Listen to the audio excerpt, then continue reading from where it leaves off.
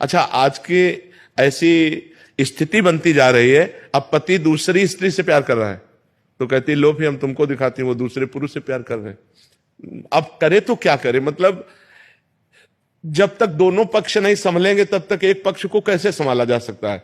अब पत्नी देख रही कि उसका पति जो है वो उसके सामने किसी दूसरी स्त्री को लेके घर आ रहा है, अब वो क्या करे।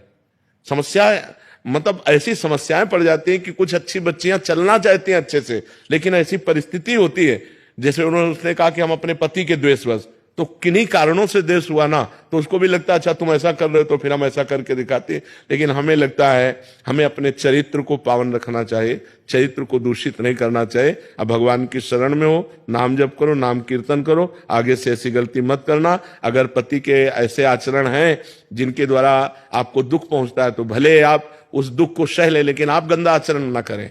हमें तो यही लगता है आप अपने जीवन को भगवान की शरण में रखकर पवित्र रखें, और अगर हो सके तो अपने प्यार से पति को वश में करें।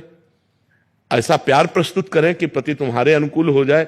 ऐसा नहीं है, बहुत से बिगड़ेलों को स्त्रियों ने सुधार दिया, बहुत से बिगड़ेलों को सुधार दिया अपने प्यार के वशीभूत होकर। तो हमें लगता है हमें सुधरना चाहिए, गंदे आचरणों की तरफ हमें नहीं बढ़ना चाहिए। पति प्रेम ही भगवान की तरफ बढ़ा सकता है, व्यभिचार नहीं। व्यभिचार तो नरक ले, जैसे आप किसी स्त्री की तरफ हेरे तो अंदर से आएगा गलत है, क्योंकि शास्त्र आज्ञा करता है पर स्त्री की तरफ दोष दृष्टि से नहीं देखना चाहिए, तो अंदर से आज्ञा गलत है, ठीक नहीं है। अब आप अपने मन की आवाज सुन लिए लेकिन अंतरात्मा की आवाज नहीं सुनी तो आपकी दुर्गति हो जाएगी। अंतरात्मा की आवाज शास्त्र प्रमाणित होगी, मतलब सत्य होगी, मंगलमय होगी, पर उसको वही मान सकता है जो नाम जप करता है कि नहीं हमारा हृदय नहीं कहता मैं ऐसा करूं। और अगर कहीं भूल चूक से गलती हो गई तो जलेगा हृदय और दोबारा नहीं करेगा।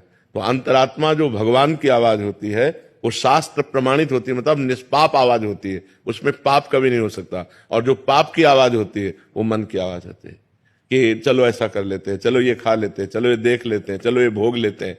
वो अंदर से वासना जो उत्पन्न करता है वो मन करता है, और जो निर्वासनिक आवाज होती है ये गलत है, वो परमात्मा की आवाज होती है। अंदर विराजमान परमात्मा सबके, वो उसकी आवाज होती है।